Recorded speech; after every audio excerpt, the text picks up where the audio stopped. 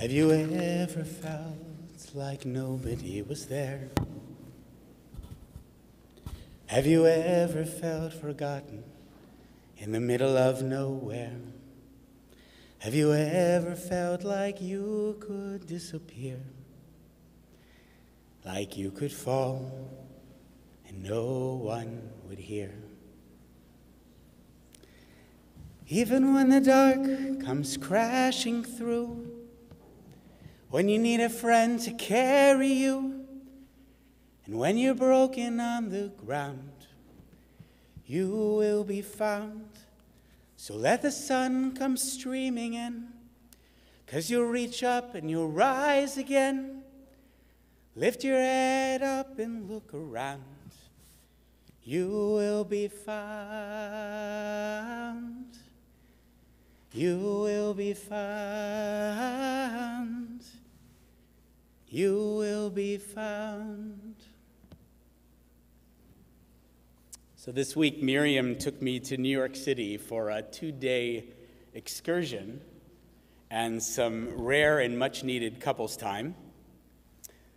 The song I began with is from Dear Evan Hansen, one of 3 plays we managed to cram into our short jaunt.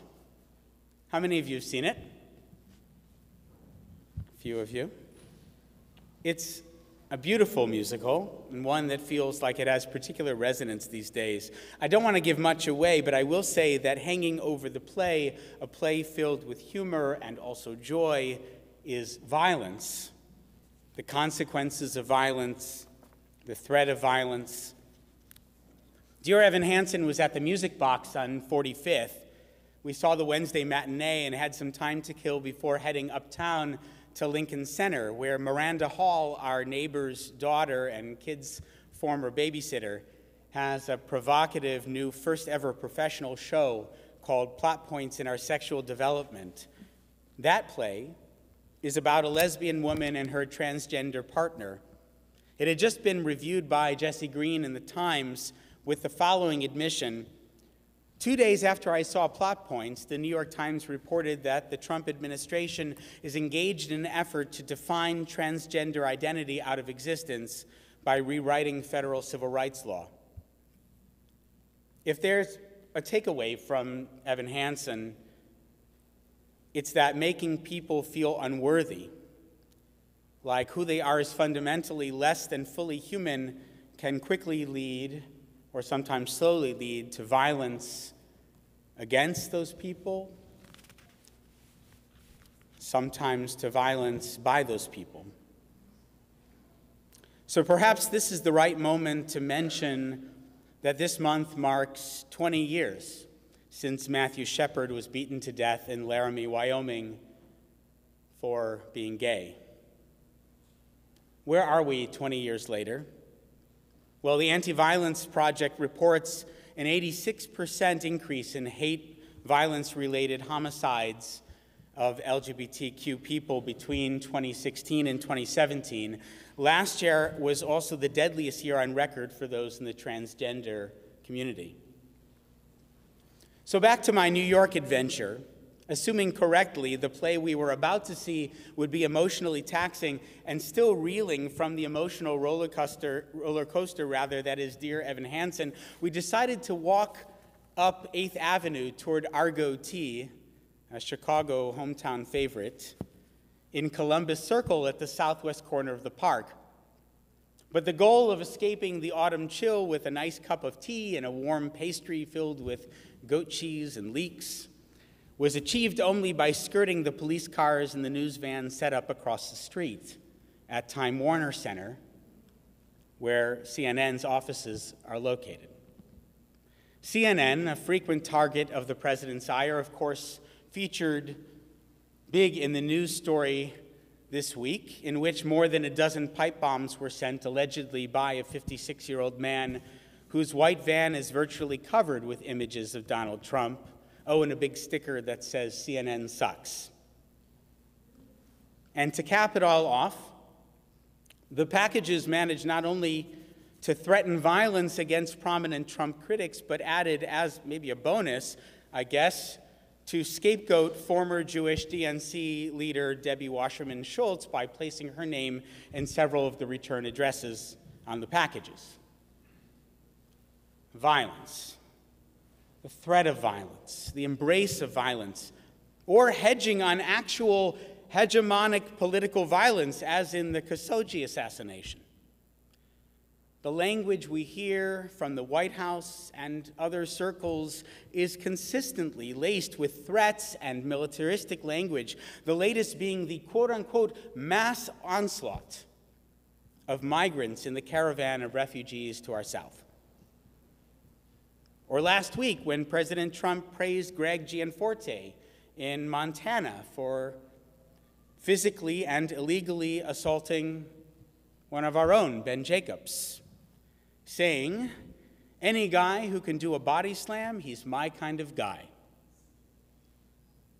So it's just a little hard to believe the president's words when he said, after the suspect was arrested yesterday, "We must never allow political violence to take root in America," because just last week he applauded violence, actual violence, by an actual politician against a reporter. This week in New York, each day in America, it feels like we're on the precipice of violence. And that's how our Parsha feels too, on the precipice of violence. The specter of filicide, the haunting Akedah story, hangs over the tale of our first Jewish family, so much so that knowing the ending this Shabbat, that the knife doesn't fall, that the bombs didn't explode, doesn't feel like much comfort. I'm reminded of the story of Abraham Joshua Heschel speaking at a Vietnam War protest in Washington. You may recognize it from the Machzor. Heschel describes how he studied the Akedah, the binding of Isaac, with his rabbi in Poland as a young child. Isaac was on the way to Mount Moriah with his father. There he lay on the altar, bound, waiting to be sacrificed. My heart began to beat very fast. I actually sobbed with pity for Isaac. Behold, Abraham now lifted the knife, and how my heart froze within me with fright. Suddenly the voice of the angel was heard. "Abraham, lay not thine hand upon the lad, for now I know that thou fearest God." And here, says Heschel, I broke into tears and wept aloud. "Why are you crying?" asked my rabbi. "You know that Isaac was not killed." I said to him, still weeping, "But Rabbi, suppose the angel had come a second too late." The rabbi comforted me and calmed me by telling me that an angel cannot ever come too late. And then, speaking to his audience, Heschel concluded, "An angel cannot come too late, my friends, but we made of flesh and blood, we may come too late." But what I love about Heschel is that he's a chassid. He's a student of human needs and human striving. Heschel understands that understanding the human condition is paramount. Never once in my life did I ask God for success or wisdom or power or fame. He writes, "I asked for wonder, and he gave it to me." When confronted with the possible violence of our Parsha, Heschel responds with curiosity. When contemplating the precipice of violence on which we seem to stand, we too might consider the question of human suffering. Why are so many people so angry, so lonely, so sad? Why do so many tolerate or even embrace hate? It's complicated, to be sure. We know that violence is often rooted in anger at ourselves, at others, and that anger is frequently rooted in shame. As Evan Hansen puts it, have you ever felt like nobody was there? Have you ever felt forgotten in the middle of nowhere? Have you ever felt like you could disappear, like you could fall and no one would hear? I don't know much about this guy who is accused of sending these bombs around the country, and I wouldn't justify for a moment his actions or the hate that he expresses from his heart. And yet I suspect he's felt like this. And understanding that is not the same as justification. We need to understand it better. So I'd like to take a few minutes to paint a picture of three characters that maybe we can understand a little bit better. Three characters from our Parsha. Three lonely and struggling characters whose stories lead to two incidents of near-infant mortality. Each child, Isaac and Ishmael, nearly die in our Parsha. Let's look then at the adult presence in their lives. First, Abraham. Abraham comes to his leadership position quite suddenly. And along with the promise of a relationship with a new land, Canaan, and a previously unknown God, Abraham is promised progeny, that a great nation will come from him. And yet the woman to whom he's married, the woman with whom he's ostensibly supposed to have children, is barren. We're told so all the way back in chapter 11 before Lech Lecha. Also, this woman Sarai, who will become Sarah, appears to be Abraham's half-sister, the child of his father Terach. So it's also a story, forgive me, of incest. So Sarah is barren, and over years and years, presumably they fail to do together the one thing on which Abraham is most relying, that is, have a baby. Sarah's lack of utility to Abraham is underscored by how he not once but twice tries to pawn her off on some other leader. First Pharaoh in Egypt, then later Avimelech of Gerar. So when Sarah suggests Abraham have a child with her handmaiden, he readily agrees. And since they don't know the end of the story like we do, Abraham and Sarah both clearly think Ishmael is intended to be the child that would fulfill the promise. Professor Christine Hayes, one of my faculty from the Hartman Institute, puts it this way.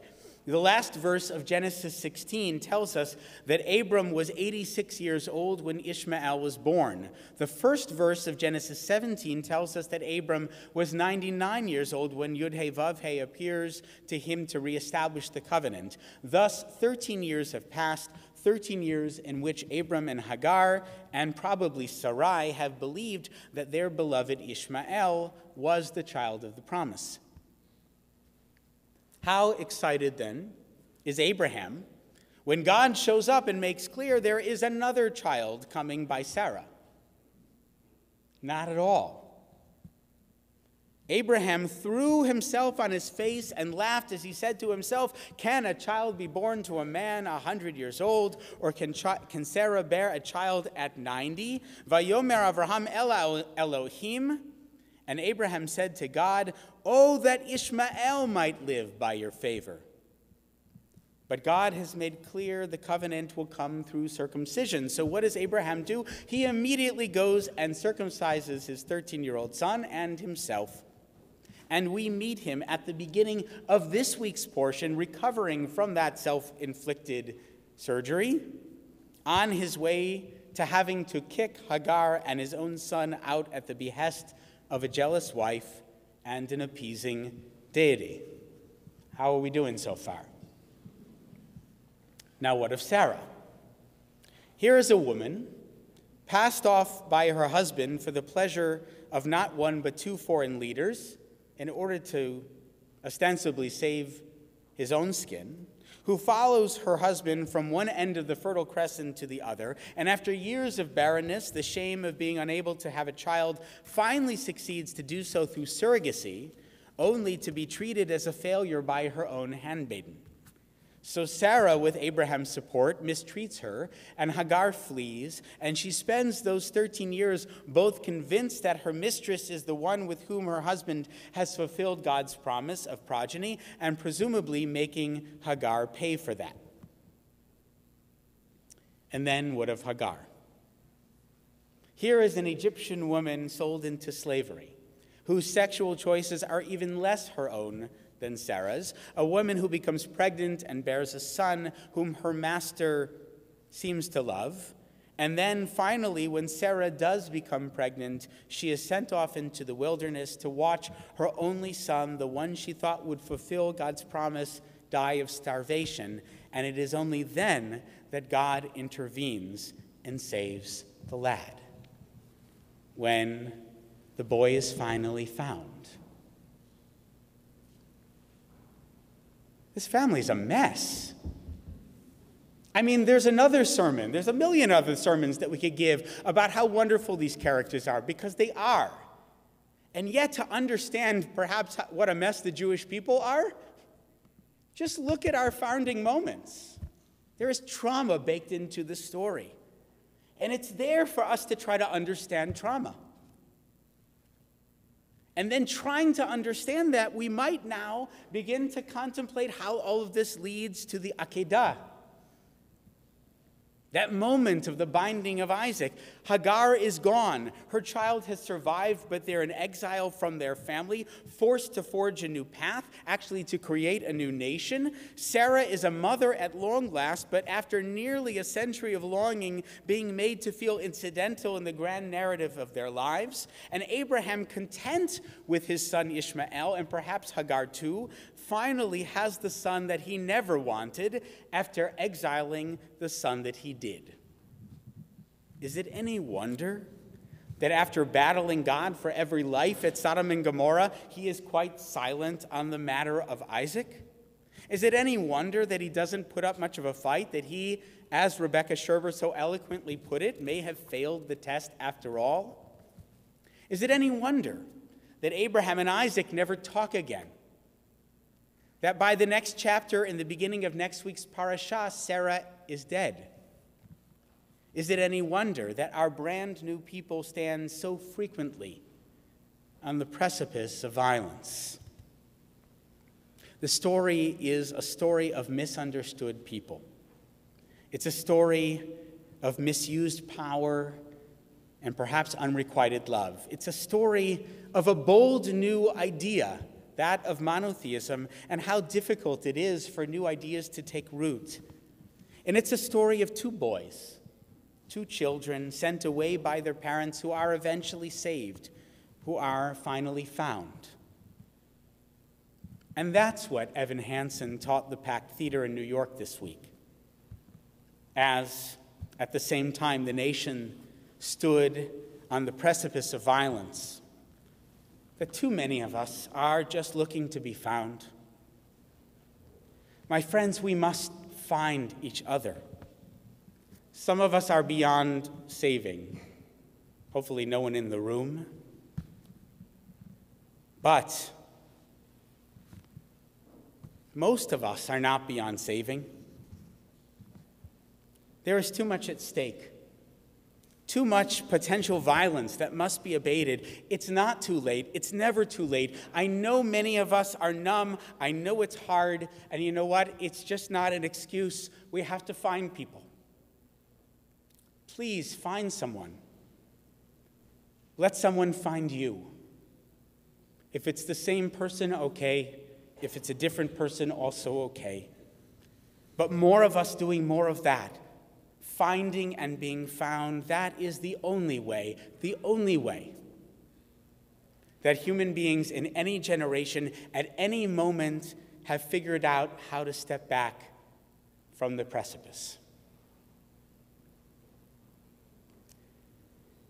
Even when the dark comes crashing through, when you need a friend to carry you, and when you're broken on the ground, you will be found. So let the sun come streaming in, 'cause you'll reach up and you'll rise again. Lift your head and look around. You will be found. You will be found. You will be found. Shabbat Shalom.